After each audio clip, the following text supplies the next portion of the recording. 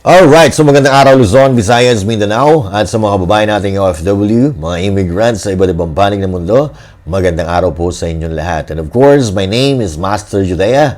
Welcome na naman dito sa ating panibagong upload. Dito lang yan sa Master Judea channel. Of course, ngayong gabi mga kababayan, malupit na naman ang pag-uusapan natin dahil may panibagong pasabog na naman si BP Sara Duterte, and this is another Netflix series mga kababayan. At syempre, aabangan natin kung sino ang unang pipiyok at kung sino ang unang sasakay dito sa bagong statement ni BP Sara Duterte na talaga namang ito ay patama-patama talaga, lalong-lalo na sa mga kongresista at mga walang kwentang politiko sa Pilipinas, no? Pero bago natin napuntahan yan, bago tayo pumunta sa ating topic mga kababayan, ay congratulate muna natin ang Maisog Tops Coalition at syempre Maisog Team, sa successful na rally na nangyari o ginawa dyan sa Liwasang Bonifacio na nakita naman natin at napanood na talagang tusok na tusok itong mga sinabi ng ating mga guest speaker dyan sa Maisog na yan na talaga naman tumutugma sa kalagayan ng ating bansa ngayon. Alright? Congratulations po sa bumubuo na Maisog Tops Coalition for the job well done. Palakpakan tayo dyan. But anyway mga kababayan, bago tayo pumunta rekta doon sa ating topic, ay gusto ko muna ikwento sa inyo itong regarding doon sa interview kagabi na ni-live ni Boss Dada, ni-live din natin kanina. Pero konti lang ang opinion natin doon kasi nga nandito tayo sa labas, wala tayo sa ating studio. Alam nyo ba mga kababayan na dahil po doon sa interview na yon kagabi ay may nagpunta sa SMNI para mag-sorry, di ba? Kanina po, mga kababayan, may nagpunta doon na isang tao para mag-sorry. At kung sino yung tao na yan, mga kababayan, ay sa live na lang po natin yan sasabihin. Okay? So, may nagpunta doon kanina para mag-sorry, pero hindi po siya siguro naharap ng ating mga bossing dyan sa SMNI dahil mga busy ang mga taong yan. Hindi yan basta-basta nakikipag-usap na hindi naman mahalagang bagay, hindi ho ba? But anyway, mga kababayan, so basta may nagpunta at humihingi ng sorry at pag-usapan natin yan sa live na lang. Kasi ngayon, magre-record lang tayo ng video kasi mamaya-maya magna-live si Banat Bay at syempre, no, manonood tayo mamaya. So mag-record na lang tayo ng video. At umpisa na po natin mga kababayan itong sinabi ni BP Sara Duterte. Kung matatandaan natin mga kababayan, si BP Sara Duterte ay nagbitaw ng I am appointing myself as a designated survivor na talaga namang sinakyan mga kababayan, sinakyan nitong mga hindi marunong gumawa ng clout or itong mga papansin ng mga politiko na sumasakay lamang sa kasikatan ng mga Duterte, no? Sumasakay sa kasikatan ng mga Duterte sa pamamagitan ng paggamit or pagkikriticize sa mga statement ng mga Dutertes, lalo-lalo na nitong si BP Sara Duterte, di ba? So, from designated survivor, mga kababayan, ay mayroon na naman siyang bagong pasabog ngayon and another Netflix series, mga kababayan. Dahil kanina ay natanong po siya kung ano ang kanyang masasabi regarding dito sa 20 million food budget ng SONA. Okay? Alam nyo ba kung ano sinagot ni BP Sara Duterte? Napakaiksi na naman ng kanyang sinabi, pero tusok na naman at tamang-tama na naman doon sa mga ganid na politiko. At eto po yan, bagong-bago yan mga kababayan, baliktad, pero sa editing, babaliktarin na lang natin yan, no? So, babasahin ko na lang sa inyo itong sinabi ni BP Sara Duterte nang maintindihan po natin lahat kung ano po ang ibig sabihin nito, no? Sabi niya dito, tinanong siya kung ano yung masasabi niya sa 20 million budget for SONA. Ang sagot niya, hindi ko masasagot kasi hindi ako part ng House of Representatives. Tapos last, House of Cards. Di ba? So, okay na sana mga babae. No? I mean, okay na eh. Yung sagot niya is tumpak na tumpak naman talaga eh. Pero may pabuntot pa siya na House of Cards. So, mga kababayan, ang House of Cards po ay isang Netflix series po mga kababayan na regarding din po yan sa politics, no? Regarding po yan sa politics, kung saan, mga kababayan, ito'y corrupt na politiko. Ito ay istorya ng isang corrupt na politiko na gustong manatili sa kapangyarihan. At babasahin ko po sa inyo ang buod or ang istorya, maiksing istorya, mga kababayan, ng House of Cards. Okay? So, basahin po natin dito. Ayan, kinuha ko po yan, yung istorya mismo ng House of Cards. At babasahin natin para maintindihan natin kung ano talaga nilalaman nito. House of Cards is an American political thriller television series created by Viu Willimon. It is based on the 1989 novel of the same name by Michael Dobbs and adaptation of 1990 British series The Same Name by Andrew Davies, also from a novel. The first 13-episode season was released on February 1, 2013. So, matagal na pala to. Released on February 2013 on the streaming service Netflix. Okay? Ito po yung buod. Ang sabi dito, House of Cards is a set in Washington, D.C. and is the story of Frank Underwood, Kevin Spacey, a normal politician and Democrat from South Carolina 5th Congressional District, and his equally ambitious wife, Claire Underwood. Frank is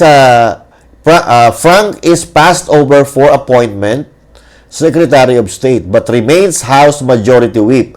So, he initiates an elaborate plan to attain power, aided by Claire. The series deals with the themes of ruthless pragmatism, manipulation, betrayal, and power. So, ito mga kababayan ay tugma-tugma sa nangyayari dito sa politika sa Pilipinas na itong mga politiko ay parang ayaw nang umalis sa kanilang kapangyarihan at may mga hawak po sila na iba't ibang pwesto sa gobyerno na talaga naman nilang kinakapitan. No?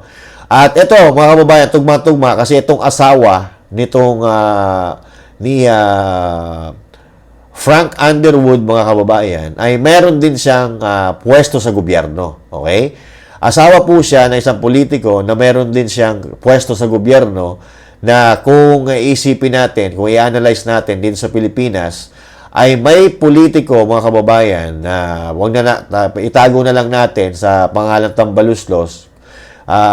Aside from representative ang kanyang asawa, ay meron din po siyang hinahawakan na ibang posisyon sa gobyerno regarding po sa budget, okay? Regarding sa budget ng gobyerno or budget ng House of Representatives, okay? So now, mga kababayan, tugmang-tugma po. Pero hindi lang po yan. Ito po ay series po sa Netflix, no? Na kung ating pagbabasihan ng istorya ay corrupt na politicians, mga kababayan. Pero sa totoong buhay, meron din po talagang tunay na kahulugan ang House of Cards. At ito po yun, babasahin po natin. Okay, so House of Cards, ito ay sa Merriam-Webster naman to. Merriam-Webster, a complicated organization or plan that is very weak and can easily be destroyed or easily go wrong. So, ibig sabihin, komplikadong organisasyon or plano na mahina at madaling pabagsakin at madaling magkamali. Yeah? Madaling magkamali or masira. Yan. Marami po yan eh. Ito naman, sa Oxford naman to, mga kababayan. Oxford Dictionary. Sabi naman dito, House of Cards. A structure built out of playing cards precariously balanced together. An insubstantial or insecure situation or a plan. Okay, so balancing daw dito. Okay naman dito, pero may konti pagka-negatibo rin. Pero okay naman. Ito mas negatibo. Ang question kasi, what does a House of Cards symbolizes?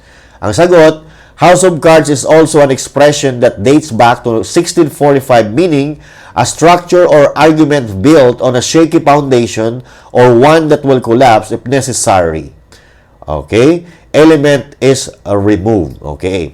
So, ito daw, mga kababayan, ay isang structure or argument built on a shaky foundation na ginawa daw sa mahinang pundasyon na anytime po pwede mag-collapse pag tinanggalan mo ng isang elemento.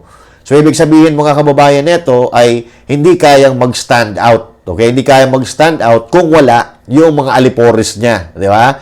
Oh, alam naman natin, yan sa nangyayari ngayon, lalo-lalo na dyan sa Congress, di ba? Talagang pagka may bumabanat doon sa kanilang amo, ay talagang pinuputakti nila kung sino man yung nagkikriticize na yun at sila ang sumasagot mga kababayan. Okay, ganon. Tugmang-tugma pa rin sa politika ng Pilipinas. So, ito may isa pang ano dito. Tanong sa Google, Wikipedia, what does the phrase House of Cards mean? So, ang sabi dito, a weak and fragile structure, plan, or organization, as in her scheme to reorganize the school sounds like another house of cards. Or Jerry built his entire business on what turned out to be a house of cards. This metaphoric expression alludes to the structure made by balancing playing cards against one another.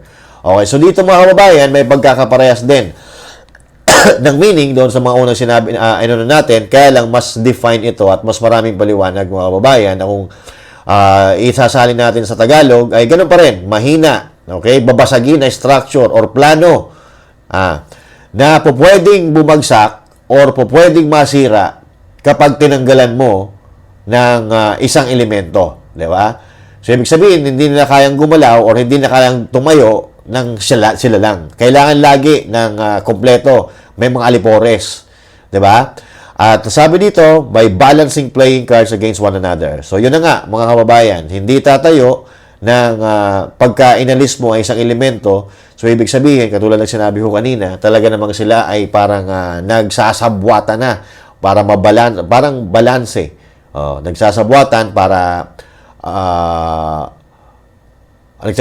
para walang magsumbong, ganyan, di ba? Kung mayroon man silang ginagawang kababalan, kung mayroon man.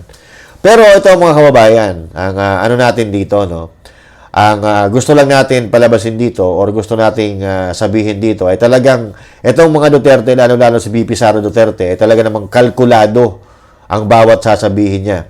So tingnan nyo ito mga kababayan, napakaiksi ng kanyang sinabi, pero pati ako naloko ako dito sa sinabi niya mga kababayan dahil talaga namang may pahabol pa, may pabuntot pa.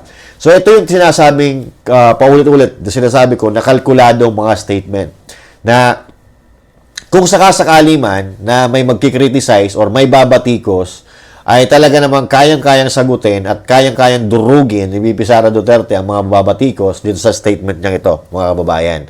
So ibig sabihin lang nito na si VP Sara Duterte ay nag-iisip muna yan ng 10 beses bago siya magbitaw ng isang salita na hindi niya ikakapahamak. So, ibig sabihin, kalkulado, alam na niya kung paano lalaruin. Katulad ng ginawa niya doon sa designated survivor na ikinahon niya lahat ng sumakay doon sa statement ng yon mga kababayan. So, ganun kagaling at katalino ang mga Duterte pagdating dito sa paglalaro sa politika mga kababayan na kung ikaw ay mahina-hina, katulad ka lang naman ng mga tambaluslos ng mga politiko, ay hindi mo kakayanin si VP Sara Duterte. Yan, napaka-iiksi lang ng binibitawang mga salita ni VP Sara Duterte, pero libo-libo ang kahulugan. Namumulaklak sa kahulugan mga kababayan na kung ikaw ay mahina-hina ang sentido ko muna, hindi mo talaga maiintindihan. Kaya dapat, kung babatikos ka o magkikriticize ka kay VP Sara Duterte, dapat malawak ang utak mo, malawak ang pag-intindi mo, dahil masisilo ka at mababasag, masusunog ka lang. So mga kababayan, hanggang dito na lang muna ang ating video. Magkita-kita po tayo muli sa susunod na live or upload natin. And again, this is Master Judea saying thank you. God bless you all and to God be the glory. Mabuhay po tayong lahat mga kababayan. See you. Bye.